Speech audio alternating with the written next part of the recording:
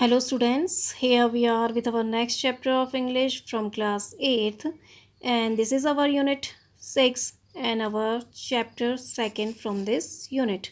And our book name is Honey Dew. So, take out your book and open page number 97 in your book. तो अभी हम unit 6 का chapter 2 पढ़ रहे हैं and our chapter name is the duck and the kangaroo. तो देखो ये एक जो पोयम है वो डक एक बतख और एक कैंगरू की है। तो जो डक होता है वो कैंगरू से कहता है कि तुम कितने वो हो कि भाग्यशाली हो कि तुम ऐसे हॉप कर सकते हो, उछल सकते हो, और मुझे देखो मैं सिर्फ इस पानी के अलावा कहीं और इस तरह से हॉप करके नहीं जा सकती क्योंकि मैं उछल नहीं सकती। ठीक है, तो वो कहती है, उसको रिक्वेस्ट करती है कि तुम मुझे अपनी पीठ पर सवारी कराओ इस सारे संसार की। तो वह किस तरह से मैनेज करते हैं वह इस पोएम में बताया गया। ठीक है, let's start. The duck and the kangaroo, बतख और kangaroo. Two friends, the duck and the kangaroo are about to set out on a long pleasure trip. दो दोस्त दक और कंगारू एक लंबी सुखद यात्रा पर निकल पड़े।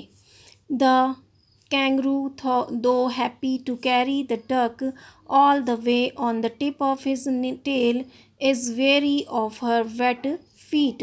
यद्यपि कंगारू बतख को अपनी पूंछ के सिरे पर ले जाने में प्रसन्न था, लेकिन वह उसके गीले पैरों से थोड़ा सावधान था। What will the duck do to make the kangaroo feet feel comfortable over land and sea? बतख ने कंगारू को जमीन और समुद्र के ऊपर आराम महसूस कराने के लिए क्या किया? Let us find out how they go about it. चलो पता लगाते हैं वह इस सब से कैसे गुजरे। तो देखो अब यहाँ पर आपको जो है वो बताया गया है कि कैंगरू और जो डक थे वह एक लंबी यात्रा पर निकल पड़े, और जो कैंगरू था वह उसे अपनी जो बतख है उसको अपनी पीठ की जो पूंछ के जो सिरा है उस पर बैठा के खुश तो था, लेकिन वह उसके जो गीले पैरों से थोड़ा सावधान भी था। तो फिर जो डक होता है वह इस चीज़ को कैसे मैनेज करता है वो आप इस पोएम में पढ़ोगे। Said the duck to the kangaroo, good gracious, how you hop over the fields and the water too, as if you never would stop. My life is a bore in this nasty pond, and I long to go out in the world beyond. I wish I could hop like you, said the duck to the kangaroo. Please give me a ride on your back, said the duck to the kangaroo. I would sit quite still and say nothing but quack. The, the whole of the long day through, and we would go to the Dee and the Jelly Bolly, over the land and over the sea. Please take me on a ride, oh do, said the duck to the kangaroo. Said the kangaroo to the duck, this requires a little reflection. Perhaps on the whole it might bring me luck. And there seems but one objection, which is, if you will let me speak so bold, your feet are unpleasantly wet and cold, and would probably give me the rheumatiz, said the kangaroo. Said the duck, as I sat on the rocks, I have thought over that completely, and I bought 4 pairs of worsted socks which fit my web fit neatly.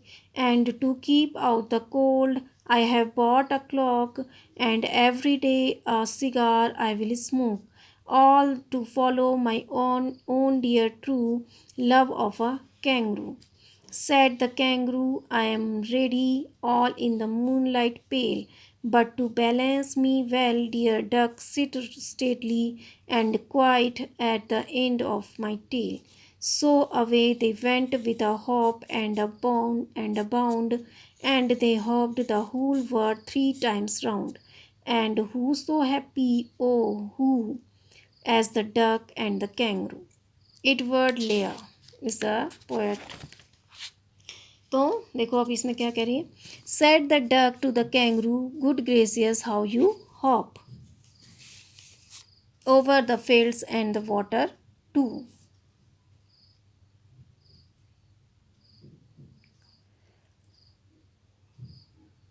O good gracious मतलब अरे वाह, good gracious means होता है अरे वाह।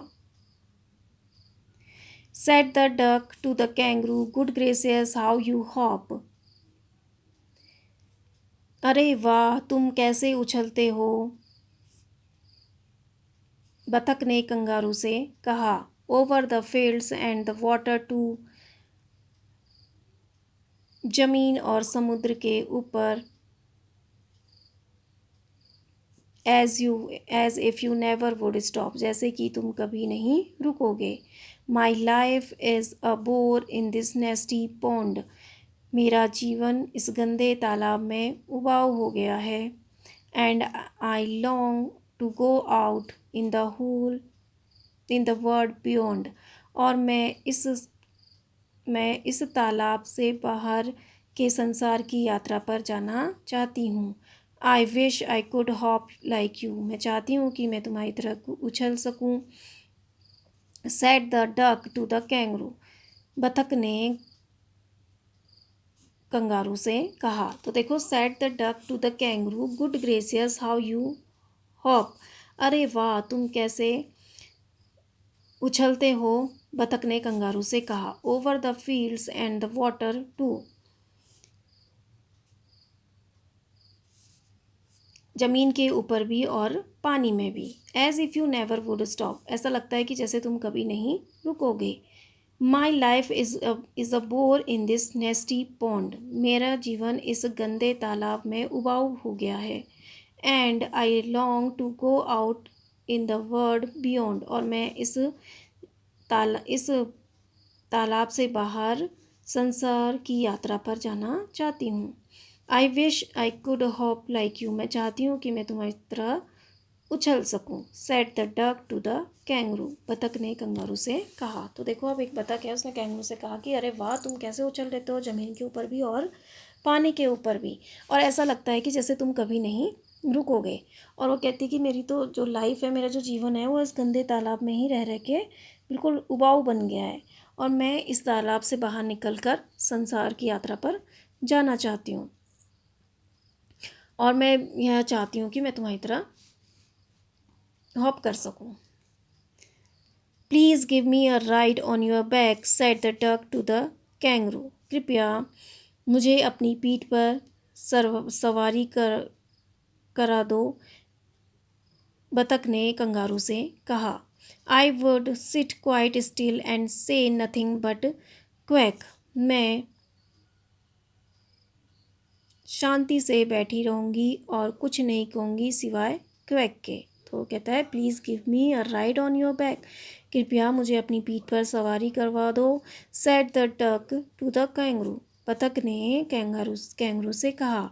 आई would sit quite still and say nothing but quack, मैं बहुत शांति से बैठी रहूँगी। स्टिल मीन्स होता है शांत, मैं बिल्कुल शांत बैठूँगा और कुछ नहीं कहूँगा सिवाय क्वैक के। The whole of the long day through, and we would go to tea and the jelly bowl. हम पूरा दिन भर डी और जेली बोली में घूमते रहेंगे। Over the land and over the sea, जमीन के ऊपर और समुद्र के ऊपर। Please take me on a ride, oh do, कृपया मुझे सवारी करा दो, कृपया ऐसा कर दो। Said the duck to the kangaroo, बतख ने कैंगरू से कहा। तो वो कह रहा है बतख कि please give me a ride on your back, कृपया मुझे अपनी पीठ पर सवारी करा दो। Said the duck to the kangaroo, बतख ने कैंगरू से कहा। I would sit quite still and say nothing but quack, मैं बहुत चुपचाप बैठा रहूँगा और कुछ नहीं कहूँगा सिवाय क्वैक के। The whole of the long day through, and we would go to the tea and the jelly बोली, और पूरा दिन भर हम डी और द जेली बोली के पर्वतों में घूमेंगे। Over the land and over the sea, ज़मीन के ऊपर और समुद्र के ऊपर। Please take me on a ride oh do, कृपया मुझे एक सवारी पर ले जा दीजिए, कृपया ऐसा कर दीजिए। Said the duck to the kangaroo, बतख ने कंगारू से कहा। तो देखो अब बतख ने क्या कहा कि मुझे अपनी पीठ पर सवारी करा दो और मैं तुम्हारी जो पीठ पर है चुपचाप बैठ रहूँगा, मैं कुछ नहीं बोलूँगा सिवाय क्वैक के। और वो कहता है कि हम पूरे दिन भर जो डी और जेली बोली के माउंटेन है, के पर्वत हैं, हम उनमें क्या करेंगे, दिन भर घूमते रहेंगे, और हम पर्वत ज़मीन के ऊपर भी और समुद्र के ऊपर भी घूमेंगे। और वो कहती है कि कृपया मुझे राइड पे, कृपया मुझे सवारी करा दो, कृपया ऐसा कर दो। और फिर कंगारू ऐसा कहता है, बतख ऐसा कहता है। Said the kangaroo to the duck, this requires a little reflection. Requires means होता है आवश्यकता, रिफ्लेक्शन मीन्स होता है विचार। Said the kangaroo to the duck, this requires a little reflection.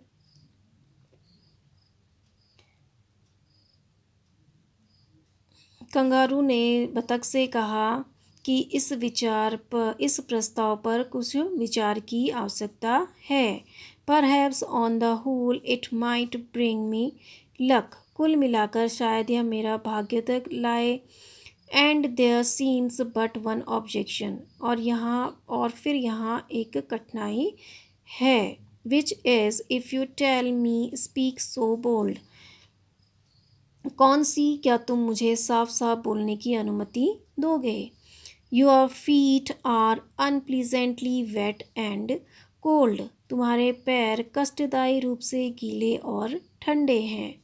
And would probably give me to rheumatiz, said the kangaroo, और शायद मुझे गठिया रोग हो सकता है, कंगारू ने कहा। तो देखो, said the kangaroo to the duck, this requires a little reflection, तुम्हारे इस प्रस्ताव पर कुछ विचार की आवश्यकता है, कंगारू ने बतख से कहा। Perhaps on the whole it might bring me luck, कुल मिलाकर शायद यह मेरा भाग्योदय हो। And there seems me but one objection, लेकिन वहाँ फिर भी एक समस्या मुझे दिखाई दे रही है, एक कठिनाई मुझे दिखाई दे रही है। Which is if you will tell me speak so bold, जो कौन सी, क्या तुम मुझे साफ साफ बोलने की अनुमति दोगे। Your feet are unpleasantly wet and cold, तुम्हारे पैर कष्टदायी रूप से गीले और ठंडे हैं। And would probably give me the rheumatiz, said the kangaroo, और शायद मुझे वह गठिया रोग दे सकते हैं, कंगारू ने कहा। तो देखो, अब कंगारू डक से कह रहा है कि तुम्हारा जो प्रस्ताव है उस पर थोड़ा विचार करने की आवश्यकता है। हालांकि ये मेरे लिए अच्छा हो सकता है, मेरे लिए यह भाग्य तो हो सकता है तुम्हें अपने साथ घुमाना, लेकिन फिर भी मुझे यहाँ पर एक कठिनाई दिखाई दे रही है। और वो कठिनाई क्या है, अगर तुम मुझे साफ साफ बताने दो तो मैं तुम्हें बता दूंगा। तो वो कहता है कि जो तुम्हारे पैर हैं वह बहुत ही ठंडे और क्या है, गीले रहते हैं। तुम्हारे पैर पानी में रहता है ना डक, तो वो कह रहा है कि तुम्हारे जो पैर हैं वो हमें कष्टदायी रूप से क्या होते हैं, गीले और ठंडे होते हैं। और जो इसकी वजह से मुझे क्या हो सकता है, गठिया रोग हो सकता है। रोमेटिस मीन्स होता है गठिया रोग, और इसकी वजह से, ठंड लगने की वजह से मुझे गठिया रोग हो सकता है, कैंगरू ने कहा। Said the duck, as I sat on the rocks I have thought over that completely, जैसे कि मैं चट्टानों पर बैठा हुआ था, मैंने इसके बारे में पूरी तरह से सोच लिया था, बतख ने कहा। And I bought 4 pairs of worsted socks which fit my webbed feet neatly. worsted means होता है ऊनी, और मैंने 4 जोड़ी ऊनी मोजे खरीद लिए जो सुंदरता से मेरे जाल जैसे पैरों पर के लिए उपयुक्त हैं। And every day and to keep out of cold I have bought a cloak. Cloak means होता है लबादा एक लंबा सा कपड़ा जो होता है, ठीक है। और ठंड से बचने के लिए मैंने एक लबादा खरीद लिया है। And every day a cigar I will smoke, और प्रतिदिन मैं एक सिगार पीऊँगा। All to follow my own dear true love of kangaroo. यह सब उस मैंने अपने सच्चे प्रिय कंगारू के साथ रहने के लिए किया था। तो अब वो कह रहा है कि said the duck, as I sat on the rocks, I have thought over that completely. चट्टान पर बैठे हुए मैंने इसके बारे में पूरी तरह से सोच लिया था, बतख ने कहा। And I bought 4 pairs of worsted socks, और मैंने 4 जोड़ी ऊनी मोजे खरीद लिए हैं। Which fit my web feet neatly, जो मेरे जाल जैसे पैरों के लिए बिल्कुल उपयुक्त हैं। And to keep out the cold I have bought a cloak, और ठंड से बचने के लिए मैंने एक लवादा खरीद लिया है। And every day a cigar I will smoke, और प्रतिदिन मैं एक सिगार पीऊँगा। All to follow my own dear true love of kangaroo, यह सब मैंने अपने सच्चे प्रिय कंगारू के साथ रहने के लिए ही किया है। तो जब उसे बताता है कैंगरू कि भाई तुम्हारे तो पैर बहुत गीले रहते हैं, तो वो कहता है कि यह सब के लिए मैंने, जब मैं चट्टान में बैठा था तो मैंने इस सब के बारे में तभी सोच लिया था। इसलिए वो कहता है कि मैंने 4 जोड़ी ऊनी मोजे खरीद लिए हैं, जो मेरे जो पैरों पे हैं बिल्कुल फिट आ रहे हैं। और जो है मैं दिन भर, और मैं क्या एवरीडे में क्या जलाऊंगा, कह रहा है एक सिगार पीऊँगा, कह रहा है। और ये सब मैंने किसके लिए किया है, अपना जो प्रिय दोस्त है कैंगरू, उसके साथ रहने के लिए किया है। तो ये सब गर्म, अगर वो ऊनी मोजे पहनेगा तो उसके पैर गर्म रहेंगे। सिगार पिएगा तो उससे भी उसको क्या मिलेगी, गर्मी मिलेगी। और उसने लबादा भी ये खरीद लिया है, ठीक है। तो इस तरह से वो कह रहा है कि ये सब मैंने अपना जो फ्रेंड है कैंगरू, उसके साथ रहने के लिए ये सब पहले से मैंने कर दिया है। Said the kangaroo I am ready, all in the moonlight pale. Moonlight means होता है चांदनी, पेल मीन्स पीला। पीली चांदनी में कंगारू ने कहा, मैं तैयार हूँ। But to balance me well dear duck sit steadily, steadily means होता है सीधा। लेकिन मेरा संतुलन बनाए रखने के लिए तुम्हें स्थिर बैठे रहना होगा। And quite at the end of my tail, और मेरे पूंछ के बिल्कुल सिरे में। So away they went with a hop and a bound. Hop means होता है, हॉप एंड बाउंड मीन्स होता है उछलते कूदते। और फिर वे इस प्रकार वे उछलते कूदते चले गए। And they hopped the whole world 3 times round, और उन्होंने पूरे संसार का 3 बार चक्कर लगाया। And who so happy, oh who, और कौन इतना प्रसन्न हो सकता है, अरे कौन, as the duck and the kangaroo, जैसे कि वह बतख और कैंगरू हैं, ठीक है। तो एडविन लियर ने, तो वो कह रहे हैं said the kangaroo I am ready, all in the moonlight pale. पीली चांदनी में कंगारू ने कहा कि मैं तैयार हूँ। But to balance me well dear duck sit stately, लेकिन मेरा संतुलन बनाए रखने के लिए तुम्हें सीधा बैठना हो, स्थिर बैठना होगा। And quite at the end of my tail, और मेरे पूंछ के बिल्कुल सिरे में।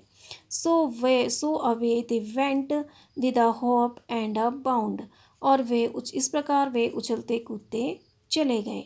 And they hopped the whole world 3 times round, और उन्होंने पूरे संसार के 3 बार चक्कर लगाए। एंड वॉज सो हैप्पी, और who was so happy, oh who, और कौन इतना अधिक प्रसन्न था, हु, ओ हु, और कौन हो सकता है, the as the duck and the kangaroo, जैसे कि बतख और कंगारू। तो देखो अब वो कह रहा है कि तुम्हें, ठीक है वो तैयार हो जाता है, लेकिन तुम्हें मेरे पीठ पर क्या होना पड़ेगा, स्थिर बैठा रहना पड़ेगा, ताकि मेरा संतुलन बिगड़े ना, और तुम्हें बिल्कुल मेरी पूंछ के जो सिरा है उस पर बैठना पड़ेगा। तो चलने इसके बाद चले जाते हैं यात्रा में।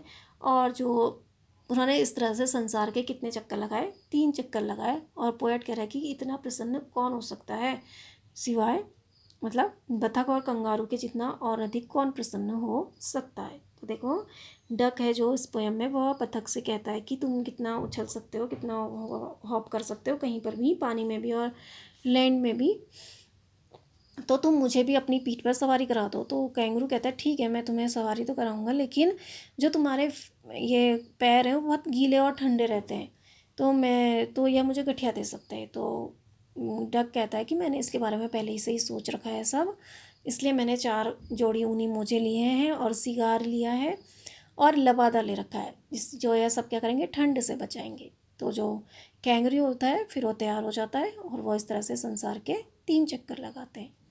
तो आपकी ये पोएम कंप्लीट हुई। एडवर्ड लेयर ने लिखी थी। I hope you understand this.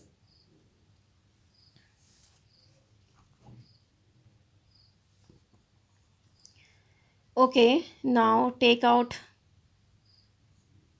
page number 102 in your book and unit 7 and first chapter of this chapter, which is a visit to Cambridge.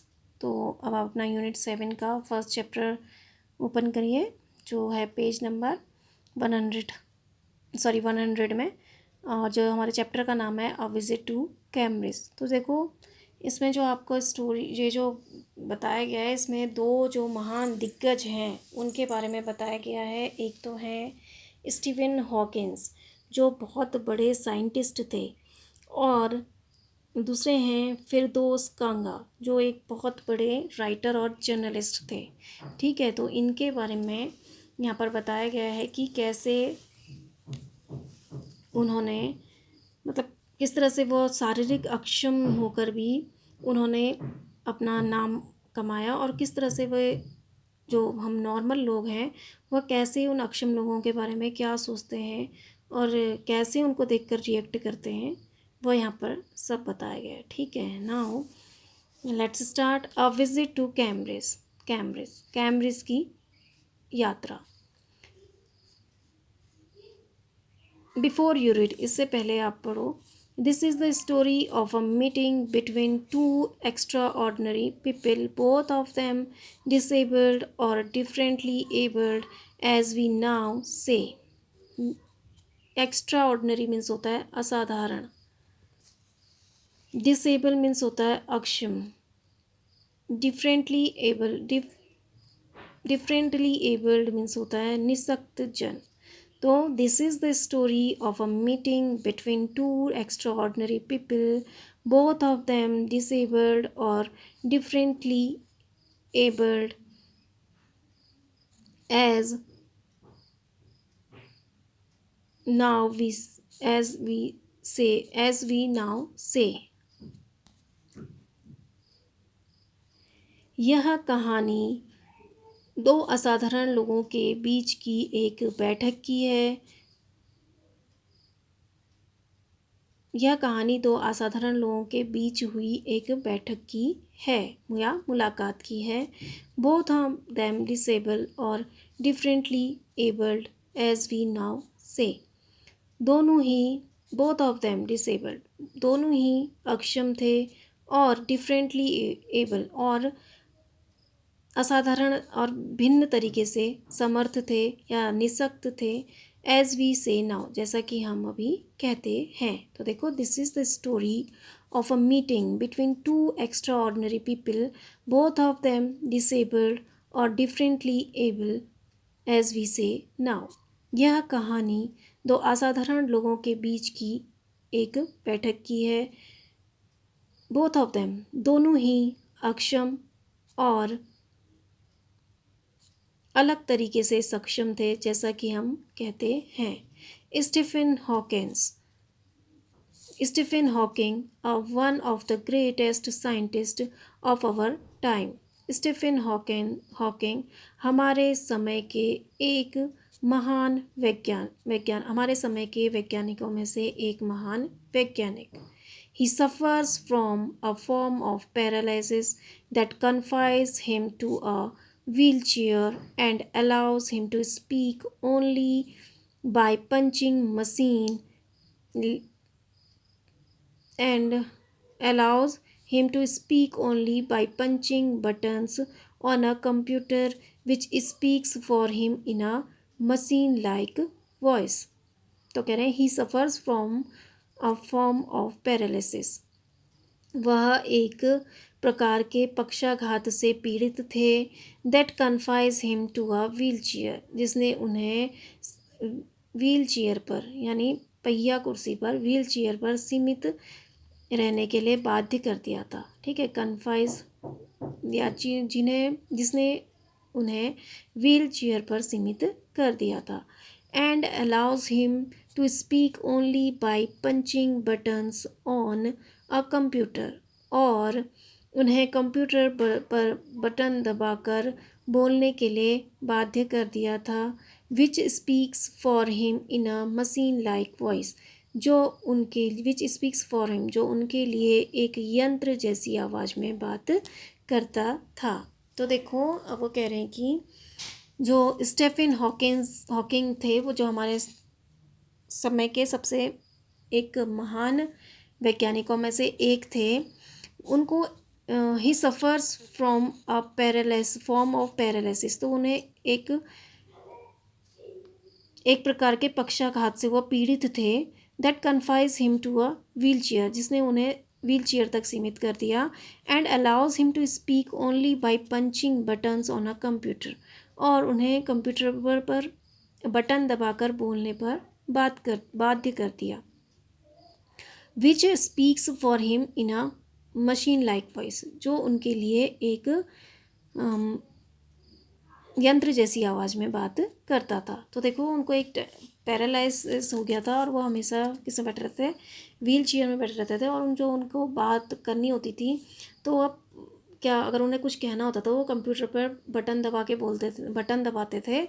और फिर वो जो बटन दबाते थे, जो भी उस बोलना चाहते थे, वो बटन वो दबाते थे। और जो मशीन थी, तो वह जो कंप्यूटर था, वो मशीन जैसी आवाज़ में उनके लिए बोलता था। मतलब वो कंप्यूटर पर बटन दबाते थे और मशीन बोलती थी। ठीक है, आया समझ में? वो खुद नहीं बोल पाते थे, बल्कि वो कंप्यूटर में बटन जो थे उनको पुश करते थे, और जो कंप्यूटर था वो बोलता था।